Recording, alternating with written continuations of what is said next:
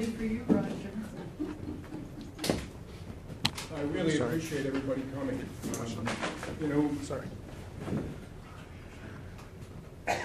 you just saw a life of some years, actually, and a number of people, when they RSVP'd, said we're really excited and happy to come to the memorial, and I scratched my head and I said, yeah, I hope it's not a memorial.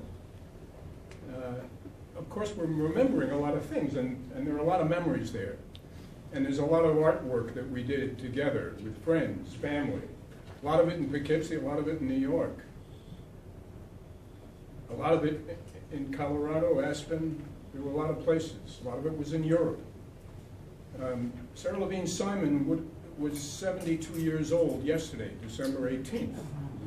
And this week, we're celebrating her birthday, the entire week. So it's pretty fitting and wonderful that the Drama Bookshop, that has been our host for close to 15 years at this place, has honored us. And my thanks to Alan and to the whole staff for being such great friends and such great hosts to not only us, but to the theater world, and helping keep all of us going. So it's not for us a memorial as much as a celebration, and it's really celebrating today a kind of new career for Sarah. The old career was what you heard, and that was her voice. When I met her, she was a professional opera singer. She was singing at the Met. She was singing at the New York City Opera. She was a student of Jenny Turrell. Carnegie Hall. Carnegie Hall, thank you, Noah. And that's who I met, a beautiful young opera singer who got stuck on a young theater director, and I guess the rest is history. We kind of expanded. But it was always working together as a team, but not just as husband and wife at home with a family, but professionally. We always worked with each other, and Sarah was always writing. That piece, that film, was Sarah's creation. She wrote it as part of a whole series for the Emerging Pictures Company that used our we did 5 of them, all takes on operas that were to promote international opera companies like La Scala and their productions that were being put into movie theaters all over the United States. And this was to help promote that program, and that was one of the 5 that we did. The people in this room and the people up here today are here and very special to Sarah, and that's why they're here. We're going to celebrate in particular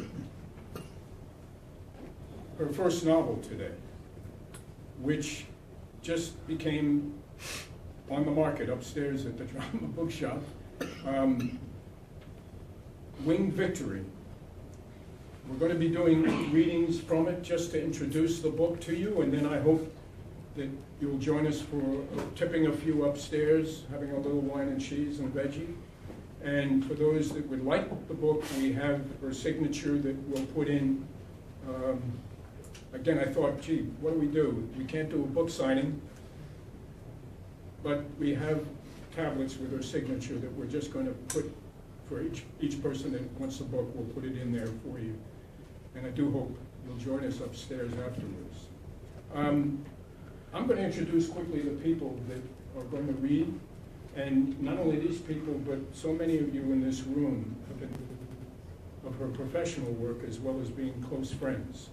Some were even in that movie, Ed and Ann.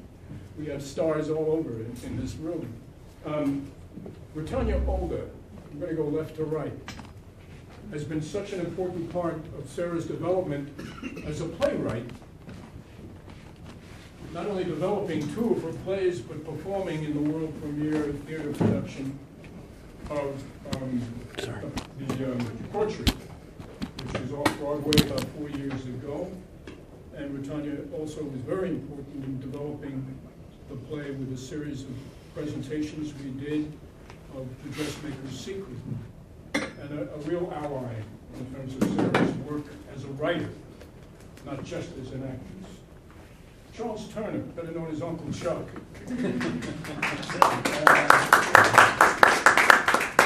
Uncle Chucky, yeah.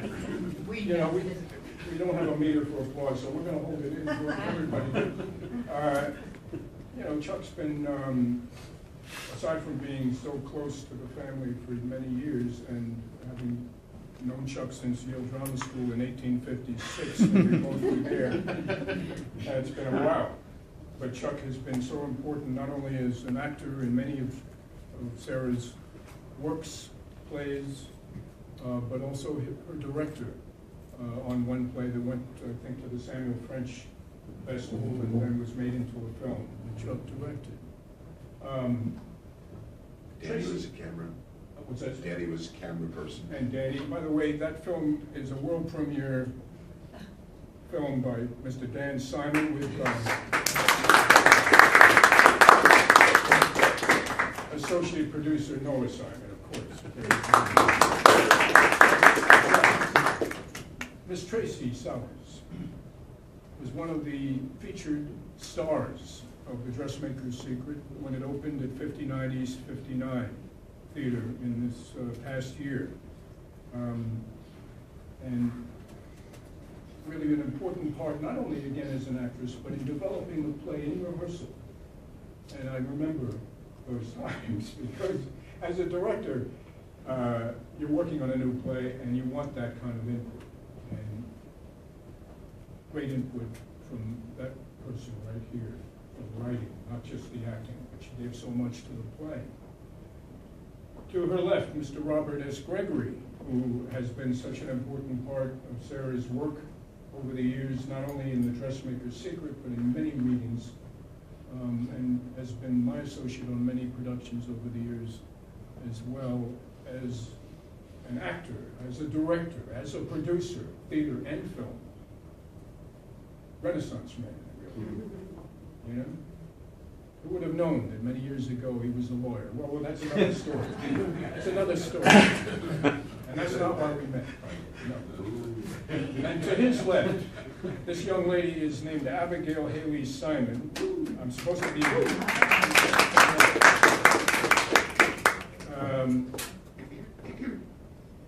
some of you may know her as a dancer, and moving into different spheres these days as a manager, as well as an actress, and nice to have known her. Nice to have known her. I remember her when. And she'll tell you a little bit about her life with Sarah.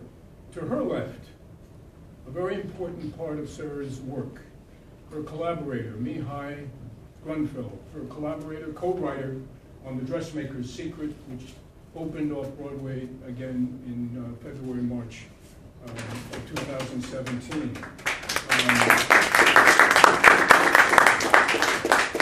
I would like to say making his acting debut today, but not really. He's as a professor, former professor, actually emeritus, I guess you could say, at Vassar. He acts all the time.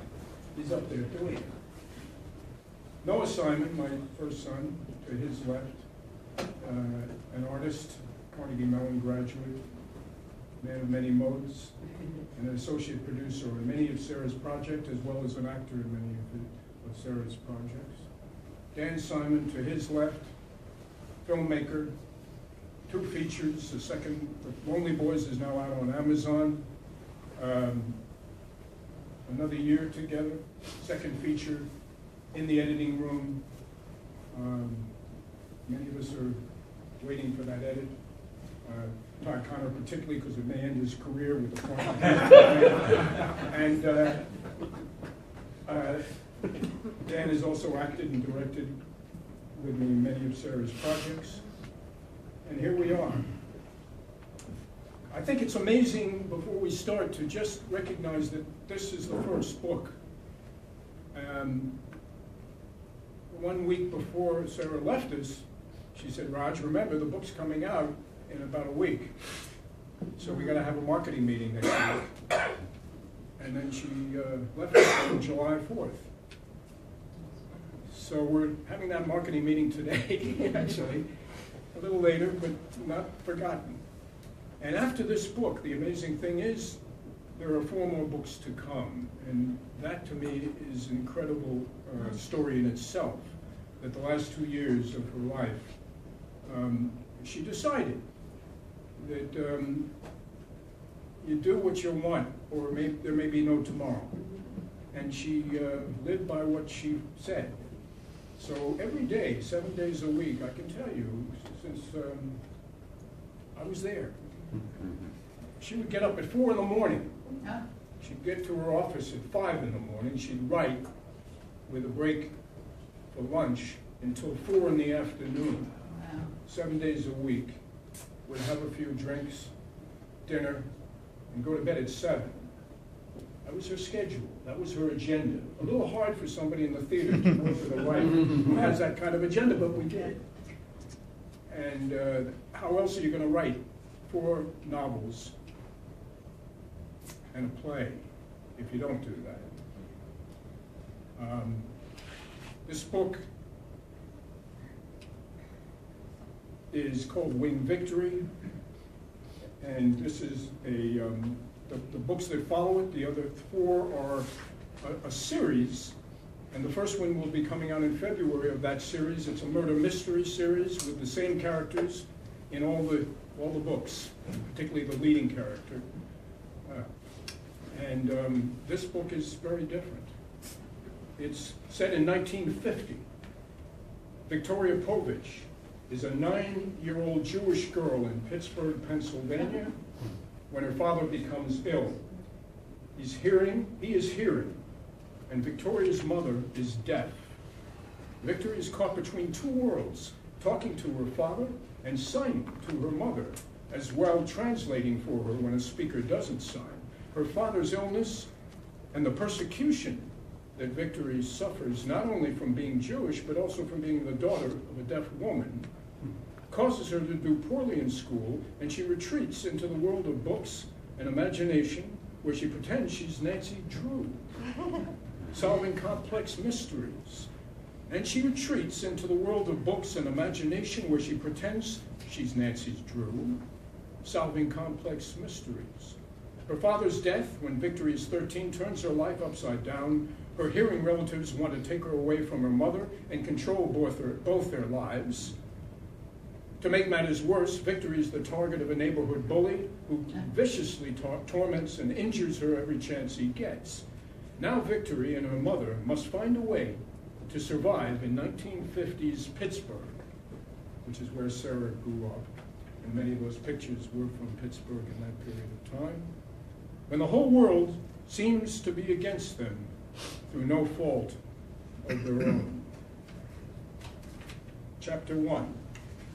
In my family, we have 2 names for everyone. Sorry, could I ask if everyone could stand when they read Oh, this, yes. so everybody can see everybody? Yes. Thank you. In my family, we have 2 names for everyone. One name links the person to the family, the other, the snapshot impression your mind takes of that person. My mother calls my father the red tie artist because he was wearing a red tie the day he met my mother in the museum. Too dressed up to carry a sketchbook, she thought. He says she reminded him of a stubborn flame. She was dressed like a beatnik, all in black. Her red hair flowing about her shoulders first caught his eyes. According to my father, they almost didn't meet. He had gone to the museum on his day off from the linoleum store to sketch the statue of the Winged Victory in the long marble hall. It was my mother's day off from the factory where she painted delicate flowers on porcelain. She was sketching the Winged Victory too. My father was very impressed by her drawing and paid her a compliment. She can't hear and didn't turn to acknowledge it. So he repeated it. My mother still didn't budge. Her eyes stayed fixed on the Winged Victory. Look, I don't mean to bother you. I'm sorry, okay? Your drawing is really remarkable. That's all I wanted to say. He started to walk away, but when he entered the periphery of her vision, she turned and fell immediately in love with his eyes. his version of the winged victory. My mother says my father should have tapped her on the shoulder, but he insists that it would have been rude. My father had to learn to sign because my mother, born deaf, never learned to speak. I asked my mother if she ever worried that I would be born deaf, and she signed, no, only the family worried, especially my mother.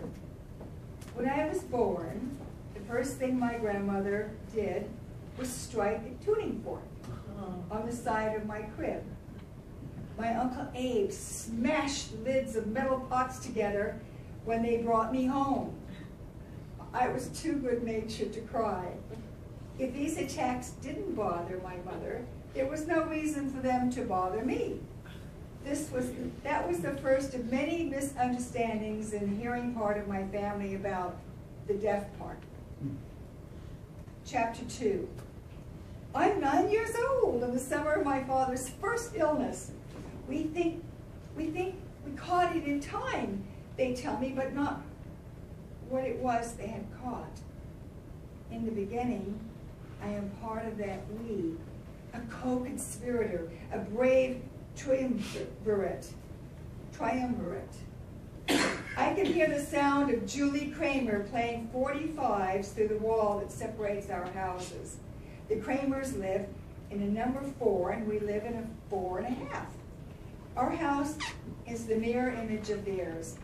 I descend our stairs to the sound of Stella Dallas blaring over Mrs. Kramer's vacuum cleaner.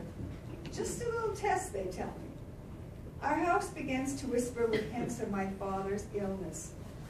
Whispers follow me outside in the back stairs and hover over me like an ether.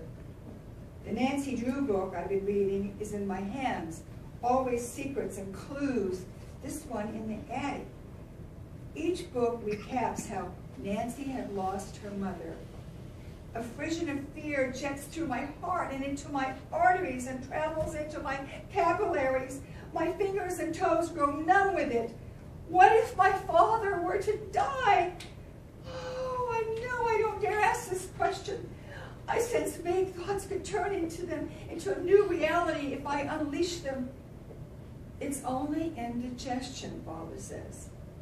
He's been complaining for the last 3 months and dragging to and from work. My mother has been begging him to call Dr. Frank. When he comes home from work, he stays in bed. They seem to have forgotten about me. I don't tell them I haven't been doing my arithmetic homework. In my satchel is a permission slip. Dr. Salk wants me to test his new polio vaccine on the school children. I hide his slip. My mother hands me the telephone. Tell Dr. Frank to come over, she signs. I don't want to call. The other children say Dr. Frank's son Henry has polio, and we'll have to wear a brace on his right leg. This past summer, I wasn't allowed to swim. Polio season posters are displayed everywhere of children in braces, in iron lungs. The doctor's wife answers. She's amused to hear the voice of a child on the other end of the line. My mother says she wants the doctor to come over. What's the matter, Victory? My father throws up everything. Has he tried toast and broth? He tells my mother he's not hungry. The humidity and closeness of the air intensify. I hear a click on the line. My father has picked up the receiver on the upstairs extension. It's okay, Victory. Tell Dr. Frank it's nothing, he tells the wife. Tell him I'll call in a few days if I don't feel better. When he hangs up, he calls for me. Victory, I can call the doctor myself. Then why don't you? My eyes travel over the mahogany headboard that was my grandmother's ivy tendrils scrolled in every direction on the yellowing wallpaper. My mother would like to put up wallpaper with roses, but my father says they don't have the money. He sees that I am upset. A little hug, Why always a hug, I want to say, because you smell the vomit. Instead, I burst into tears. Did you draw today? I nod in answer. I'm too choked up to talk. Show me. I go to my room, return with my spiral sketchbook diary, and hand it to him. I begin to leave. Wait, you have to tell me what this is. He has a page open to an elaborate tapestry of doodles, faces, animals, and plants, all crammed onto the page over a long period. The pencil is smeared, and the page is worn from erasing and redrawing. There are fish and birds larger than the people depicted. Buildings topple. Can I show it to your mother? I shrug. It could be a bigger painting. I don't want to do a bigger painting. Well, someday you might change your mind. Can I draw you? I open my sketch diary to a clean page and hand it to him. Sit still. My eyes glance downward with shyness. That's what I would like to capture in you. I like it when my parents draw me. It is a way of touching another person. Yet you are not touching the other person. The pencil pulled over. The paper caresses the lines of my face, and my energy begins to flow throughout my body. My hands and feet become warm as I emerge on his page. Can I keep it, he asks. I nod, and he tears the page out of my sketchbook. Chapter 3, the week of my father's first operation. I become acutely aware of the ways our little family lacks independence. My Uncle Abe and Aunt Shirley come to take my father for tests. It is Uncle Abe who communicates to the doctors because my mother has to depend on my father or me to translate for her. She rides along with her notebook. Doctors in those days never tell the truth to their patients. If anyone knows the truth, it is my uncle and aunt, and not my father or mother. Uncle Abe is accustomed to assuming the paternal burdens of the family. He is 13.5 years older than my father is, and that gives him almost a grandfatherly relationship to me. I say almost, because if Abe feels jealousy toward his younger brother, he manifests it in the lack of a filial relationship between him and me. Uncle Abe runs the linoleum store, Povich Floors. My grandfather, Manny Povich, started the business in 1935. My father works in the store too. In the evenings and on the weekends, however, he paints pictures. My father's artwork does not belong to any school. He never studied art. He painted as a child and just kept up with it as an adult. Neither Uncle Abe nor my father went to college. My father served in the army during World War II, and when he came out, Abe needed him in the store. Manny Povich died when my father was 8. Uncle Abe was already married to Aunt Shirley, and their daughter Marlene was already born. The doctor schedules my father's operation for the following week, and my father asks my mother and me to come with him to the museum the week beforehand. My parents often take me to the Carnegie Museum. Sometimes we look at the dinosaurs, but most often we look at the paintings. Mondrian, Braque, Picasso, Corot, flat-looking Renaissance triptychs, and whatever is currently being displayed. My father comes home and experiments with different styles, but he always seems to return to scenes of impending storms over a landscape or cityscape. He never connected to any artists' groups or groups of artists. His tether to Povich Floors and the living of his older brother permits him to take from the business and keeps him from exploring possible associations. No time, he always says. If I socialize with all the artists, there won't be time to make art. He has stopped trying to go into work, but despite his pain and waning strength, He drives us down Forbes Street to the gray stone building, which houses the natural history part of the museum, as well as an extensive art exhibit.